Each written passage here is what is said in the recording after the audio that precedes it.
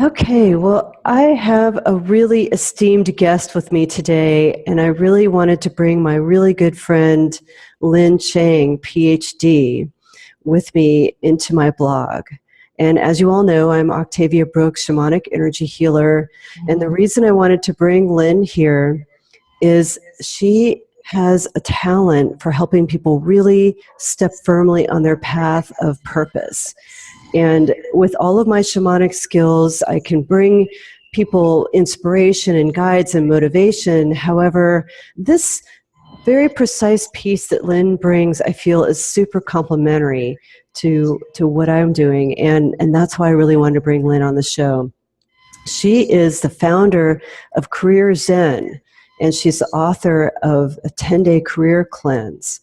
And I want to have Lynn go into her background story. She's been doing the career thing for, what is it now, Lynn? At least 8 years, right? Actually, more like 13, 14 years. Oh my gosh. So see, she is an example of somebody really on her life purpose and her life path. And I know it's meandered a little bit. Will you give us a little bit of background? Like, how did you get involved in this? Was it something that just fell out of the sky? Did you plan it? How did you become a career counselor? Yeah, I absolutely love my job, and it's my honor to help people love their job too. And a lot of people will assume that, oh, you must have known you wanted to do this. You must have planned this out. And absolutely not. I had no clue that this is what I wanted to do. But I will tell you, each step of the way, I made my decisions based on what made me feel happy and alive and curious. And that passion piece is really important to listen to. And then I would do the practical side, which is research, learn about it, talk to people, and determine if this is the right step for me and when is the right step for me. And I'll show you this picture in the background, the Eiffel Tower. That picture I took one very foggy, cold Christmas day many years ago. And my first thought when I showed up there was, oh, it's so foggy. I can't even see the tippy top of it. But, you know, I made it here. Might as well take a picture. I actually love this picture as a metaphor for our career path, for our destiny. And if you'll notice in the picture, the base of the Eiffel Tower is the biggest part of the picture, the clearest part of the picture. And that's the foundation of who we are.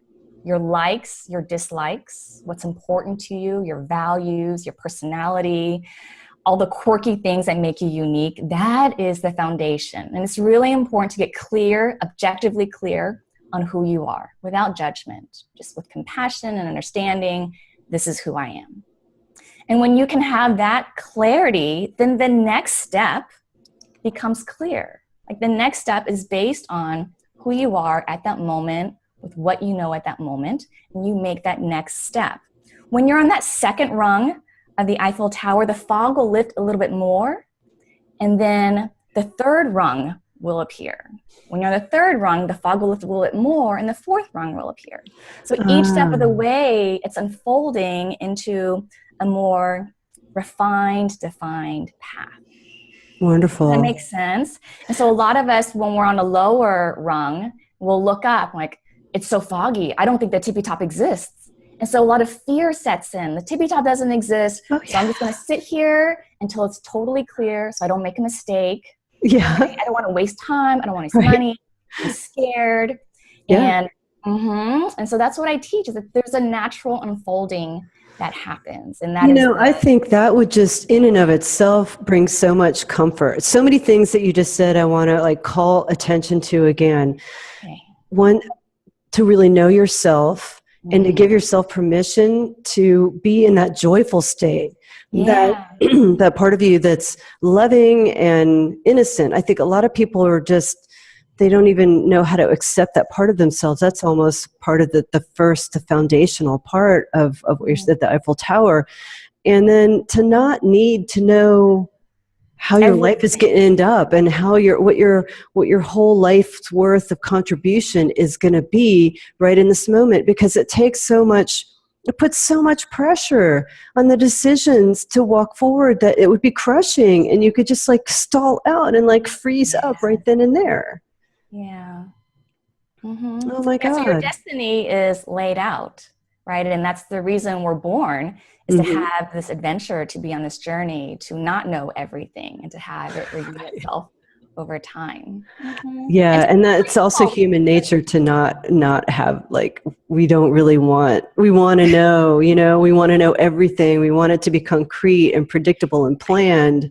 I know. So, like, how do you incorporate, I know that you incorporate a lot of different techniques and backgrounds and some of your own heritage and Eastern philosophy. How do you bring comfort to this uncomfortable place of not knowing? How do you help people with, I think you use yoga and maybe some other spiritual techniques? I do. My background is in counseling psychology. So I have a Ph.D. in counseling psychology, classically Western trained. And I started at the University of Texas at Austin as a university career counselor and was trained by one of the most wonderful career counselors I know. So that gave me a really great foundation for understanding the world of work. How do we fit in? How do we decide and make choices and be clear on this path? So I did that for many years. And as I was working as a university career counselor, I personally delved into yoga. And that just opened up a whole other dimension to myself, which then trickled into my work. And so with yoga, I feel like it does a great job of helping us understand the nature of the mind, the connection between the mind and the heart and the spirit. It helps us understand what to do when we have fear, the nature of ego, the breath, how to stay present, how to be okay with the unknown. I find a lot of my clients have been stuck in a work and a job that's been unfulfilling simply because it's at least a known entity. Yeah. They don't like their jobs. They're miserable. They don't like the people they're working with. They don't like the hours. The salary was even that great, but it's something. It's familiar. Yeah, it's familiar. It's a routine. It's something they know. Yeah. So taking a leap can be so scary for people out of that stuck place. So how do you help people out of that stuck place? I will usually start a session with a little bit of breathing, a little bit of grounding, calling in Pachamama, Mother Earth's energy, Auntie Tai Tai, Father Sky energy of possibilities and dreams. We might do some yoga, some just gentle breathing, stretching. Personally, I'm a big fan of restorative yoga. So I teach a lot of restorative yoga because really the answers are all within. And at the end of the day, I might work with a client for an hour or two going really, really, really in depth. And at the end of the day, they're like, oh, I think I kind of knew that deep down. Like, yeah, you did. I'm here to teach you to trust yourself. You know, there is an element of education in what I do. In school, we never learned all 500,000 different careers. So I have the pleasure of teaching them the map of how it's all laid out and how to, see where you belong in that. But then also just really trust yourself. And it's okay to take that leap of faith when it's the passion and the practical together. You've done your research, it feels right in your gut. Then it's time to take the leap. And it's so juicy good, when people do take that leap of faith and they make that change, then they'll contact me afterwards and said, all the things I was worried about, it didn't happen. I didn't have anything to worry about. It's better than I thought it was going to be. So that always warms my heart to hear. Wow. So I love hearing how you support people in all these different ways. You support them in getting into their body and teaching them tools to work through the fears of making a big leap, of taking a big step. And I love everything I mean, the counseling and psychological pieces must really help people handle the parts of their personality that are holding them back, and the maps, the career maps, just knowing. I mean, not everybody has exposure to the plethora of different kinds of paid work that can be done in this world. Yeah. I remember a long time ago in college, I took an interest assessment exam. I don't know why they call it an exam. It really helped clarify for me how I could relate my interests and my love to careers that were out there in the world. At that time, being 19, 20 years old, I had Yeah. no idea what the world had in it. So just Yeah. being able to say, things that I'm hearing you talk about seem to match this kind of thing. Or maybe you even have some of those types of Yeah. assessments to draw Yeah. things out from people's insides, Mhm.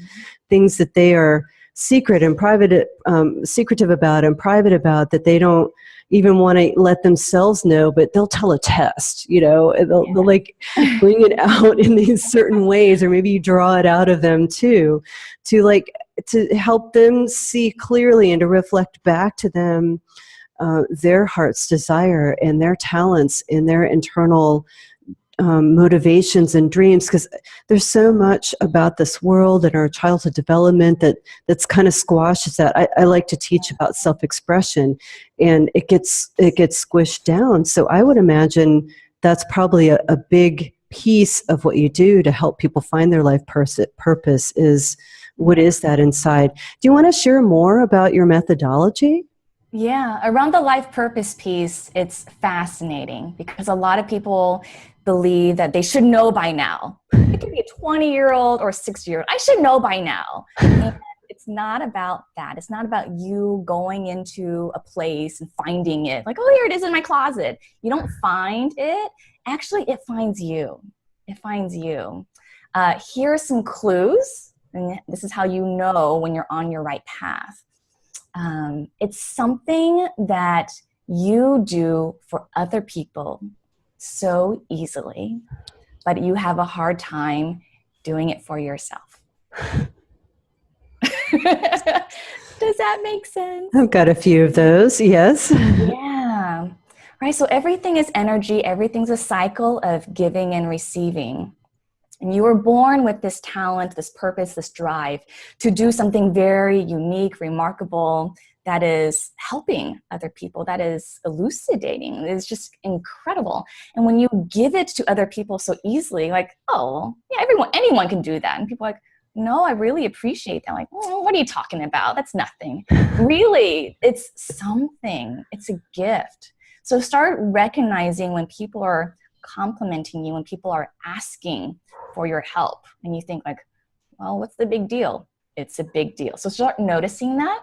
And then after you notice it, see if you can give that to yourself.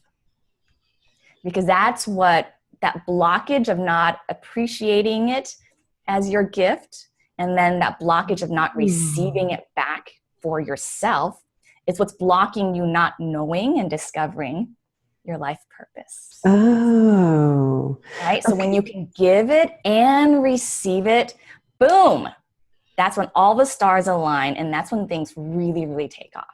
There's no stalling, the universe just aligns everything for you. Magical encounters and opportunities come your way. So that's a big clue right there. And that's when I'm working with people, listening to how they're talking about themselves, what they do for each other, for themselves. I'm like, where's the blockage? Where is the misalignment, or not acknowledging the uniqueness and specialness? Wow. So that is something that people watching this video blog can do for themselves. So let's break it down step by step for people, how they would do this. So first they think about, what is it that I love to do for other people? Would you say it in your own words, Lynn, like the step-by-step process for people? It would be, what do I naturally do for others that I get appreciation for, thanked for all the time, that I don't think is actually a big deal? I once worked with a Ph.D. math student at the university, and he was very, just talking and very flippant. He said, I like to create these complex math problems in my head that are unsolvable, and I might spend like 3 weeks thinking about it, but everyone does that. No, I don't think so. I don't do that. I don't know anyone. Right? So you have been you the moment you were born. So it's hard for you to see what makes you unique. Getting feedback from other people, asking for friends' objective opinions can be useful. Loved ones' objective opinions, coworkers, friends. And And this is why a professional counselor, career counselor, can be useful sometimes, because it's totally unbiased. They don't know you. They're just getting to know you, and they can tell you, just reflect it all back to you. Whereas your friends have known you for a long time, your family has like a family story with you. But if they can be objective, that's really helpful. But I think the more kind of feedback you can get, the more reflection you can do. I have a really fantastic book that I learned a lot from. It's by Dick Richards. It's called Is Your Genius at Work? And this is where a lot of techniques are, I learned from this book on how to find your life purpose. So it's a fantastic read if your viewers are interested. So once you get that feedback from your friends and family about, here's, you're always helping me out like this. And then the next step is to like turn the tables, and why am I not doing that for myself? And then you're saying something like, once you do that for yourself, some circuits get wired up. Yes. It's electricity, it's energy. It all comes full circle. Then the ball really gets rolling. Wow. Well, so I'm going to segue a little bit to you. There's a fantastic book that you have. And so if somebody's in one of those toxic jobs that you just mentioned, and I had one, and I did everything I could to make the job work for myself. And I like brought flower essence cards to work, and I did all these different things. And I'm not sure I would ever have been totally successful in that job. However, it sounds like you've got a methodology where people who are in jobs, well, I just want to hear you talk more about whether you'd recommend people just throw away and jump ship off of their current job situation if they find out that the thing that they love to do is completely different than what they're already doing. Do you recommend that people just like throw that one out and, come what may, to the next step? Or do you transition people? Talk a little bit about what your recommendations are when people are kind of in a stuck place in a current job. It is a fantastic question with a complex answer, because everyone's in a different scenario. And that's why you wrote a book, right? Because you can't just say it in 5 minutes. Come on, Lynn. It is complex, right? Some people are in incredibly toxic situations where physically they are getting sicker and sicker. And if they are in a financial place, maybe savings, 3 to 6 months of savings in their bank, if they can and they want to, they feel ready to let go of their job and reset, detox, go on a retreat, journey inward, heal. Yeah. I think that is optimal in that scenario. Not everyone has that ability to do so. Yeah. That's why I wrote my book, is because in the end, it all begins from inside. It's all about inside. Joy is a choice. Happiness is a choice. Peace is a choice. They are. And we forget that. We get into this like stressed mode. Work. Tunnel. Just get it done. Yeah. And I found myself, I caught myself several times in the afternoon, like right before work would be done. My work day would be done, like from 4:30 or so. If my day ends at 5. I would actually get up, make a cup of tea, and then come back to my office and think, why am I working so hard to get everything done? It's not due for 2 weeks. I'm trying to get it done like it's done. It's due at 5 o'clock. And so I realized that's the nature of our brains. It will do that. It will just, lock in on something like it has to be done. It has to be done. We get very all or nothing about it. Oh yeah. So goal-oriented. I'm goal-oriented to a fault. I will work myself to the bone, chasing after a goal, and forget all about happy or sad or, anything else. It's just like goal, and to unravel so many of those habits. So what I did was realize, wow, work is, becoming really stressful. And I never let anyone or anything steal my joy. That was my promise to myself. You're great. So I said, what can I do? I love yoga. Let me bring in my yoga techniques and the principles of yoga. I love psychology and positive psychology. Let me bring in those techniques. There's so much cool new discoveries with neuroscience, which kind of ties in those elements. So I brought in neuroscience into it, and I would find short, easy, fun little meditations to do. And it worked. Within a week or two of doing these techniques consistently at work, and I'm not talking hours, I'm just talking minutes here and there, little breaks, things began to shift because I was changing on the inside.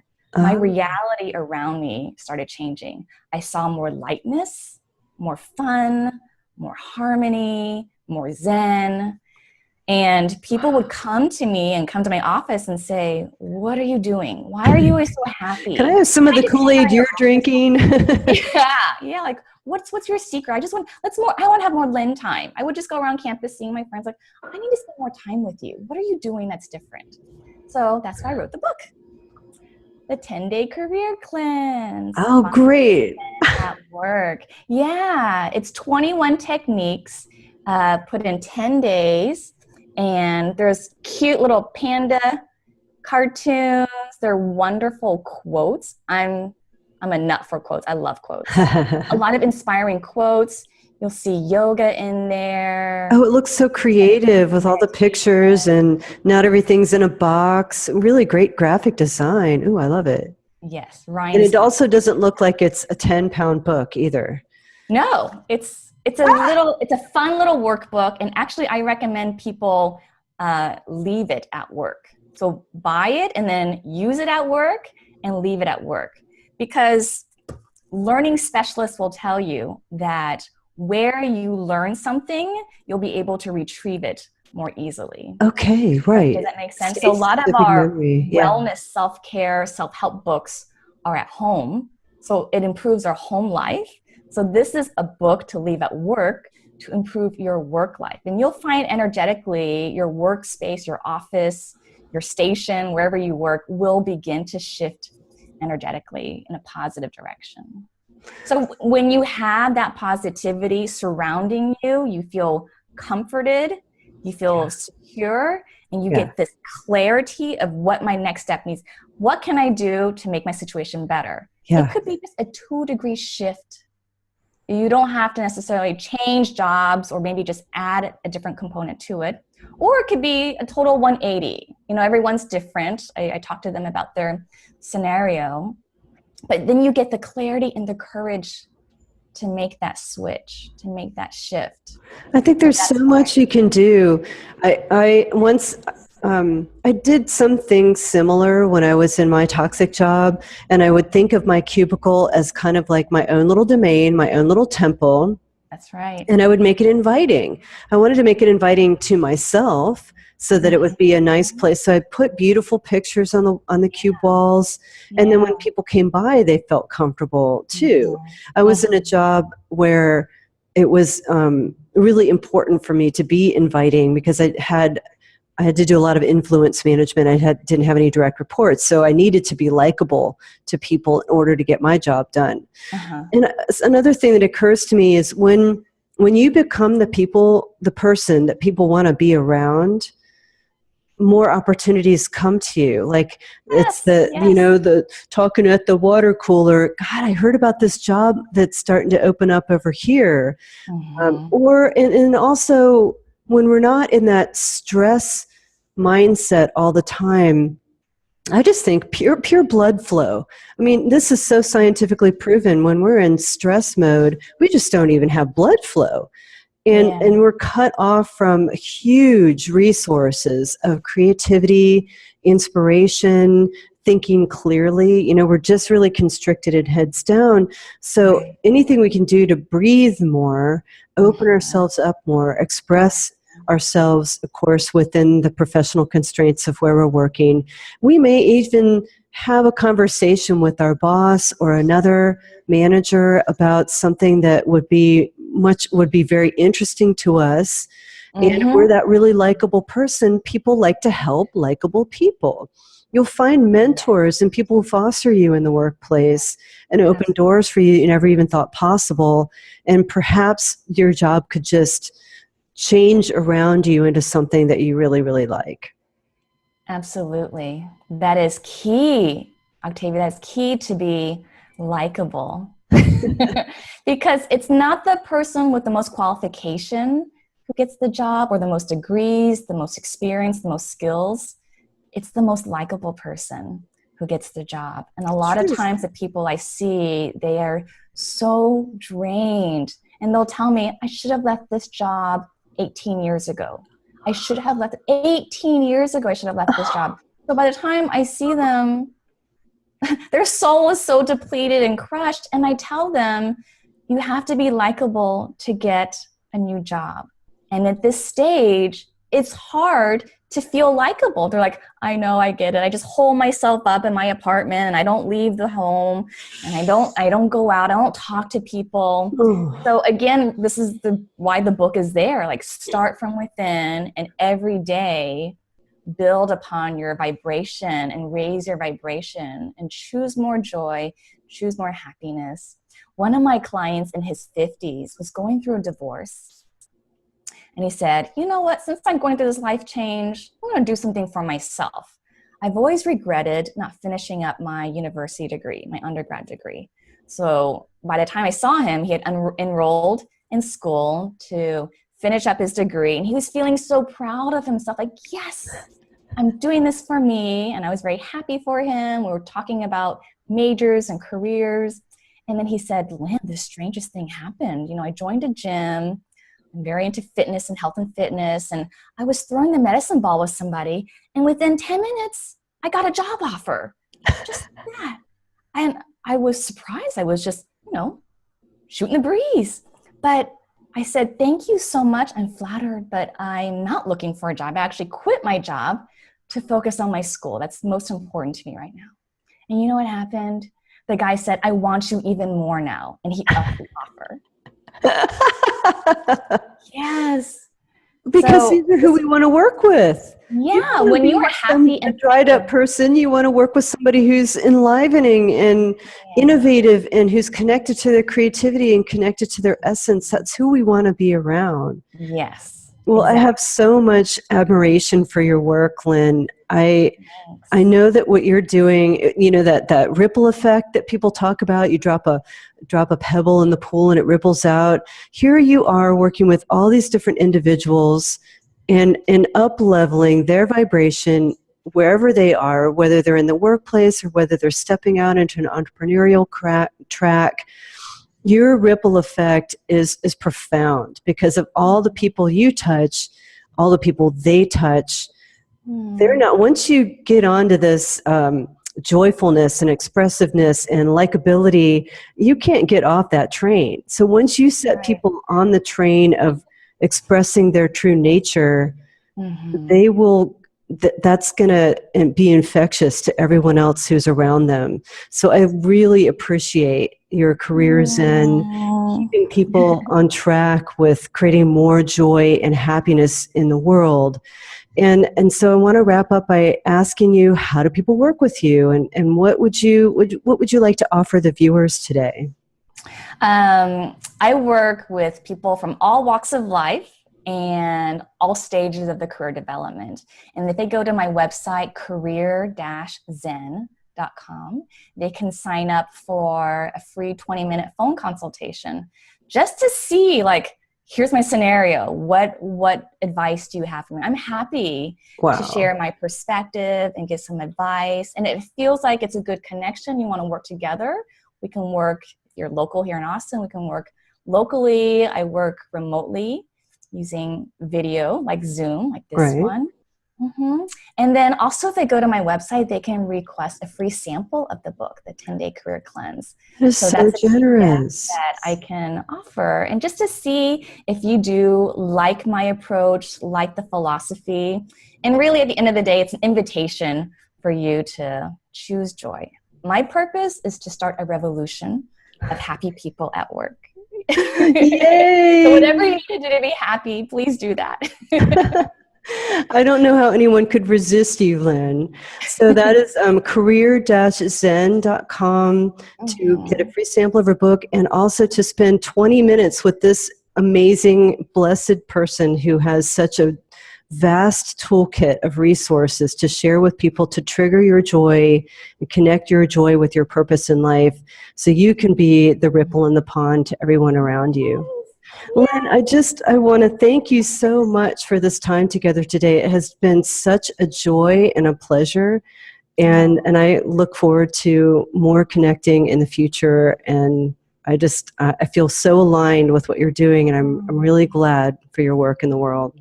It's been my honor. I love you, Octavia. Oh, thank you. All right.